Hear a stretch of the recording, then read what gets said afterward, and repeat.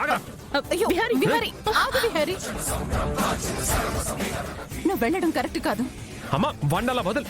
వద్దు విహారీ, నువ్వు ఆగు. పోలీసులకి ఇన్ఫర్మేషన్ ఇవ్వు. అత్తయ్య నేను ఆల్రెడీ ఇచ్చాను అత్తయ్య. ఈ సుభాష్ కి నిజంగానే పిచ్చి పట్టినట్టుంది.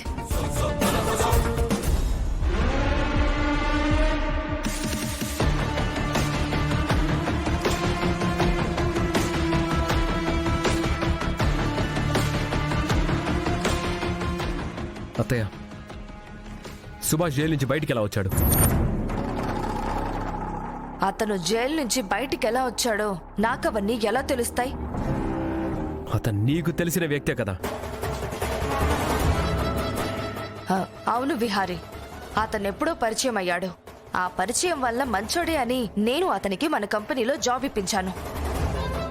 అంత మాత్రాన అతను నాకు బాగా తెలిసినవాడు ఎలా అవుతాడు? అత్తయ్య మీరు చెప్పేది నిజమేనా? అతని విషయంలో నాకు అబద్ధం చెప్పాల్సినంత అవసరం ఏముంది విహారీ? వాణ్ణి ఇక్కడ చూడగానే నేను షాక్ అయ్యాను. అంతేగాని అతనికి నాకు సంబంధం ఏంటి? అత్తయ్య మీరు మరోలా అనుకోవద్దు. ఆ రాస్కెల్ అలా చేసేసరికి ఏదో కోపంలో మిమ్మల్ని అడిగేశాను.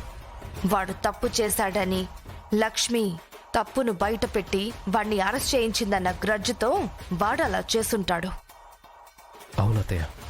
అవును, లక్ష్మిని అలర్ట్గా ఉండమను. ఎందుకంటే వాడు తప్పించుకుని పారిపోయాడు. వాడి గురించి నేను ఆల్రెడీ పోలీసులకు ఇన్ఫర్మేషన్ ఇచ్చాను అత్తయ్య. వాడు బయటకు రాకుండా యావజ్జీవ కారాగార శిక్ష వేయించు. అదే వాడు చేసిన తప్పుకి సరైన శిక్ష. వాడినైతే నేను అస్సలు వదలను అత్తయ్య. వాడినెక్కడున్నా పట్టుకొని ఇంకెప్పుడు వాడి ఇలాంటి పని చేయకుండా వాడికి తగిన శిక్ష వేయిస్తాను.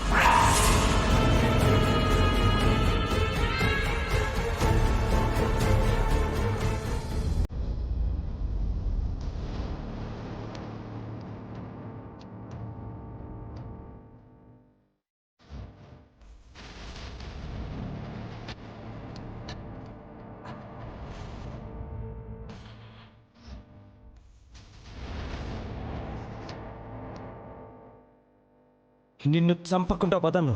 నీ చావు నా చేతిలోనే ఉంది లక్ష్మి.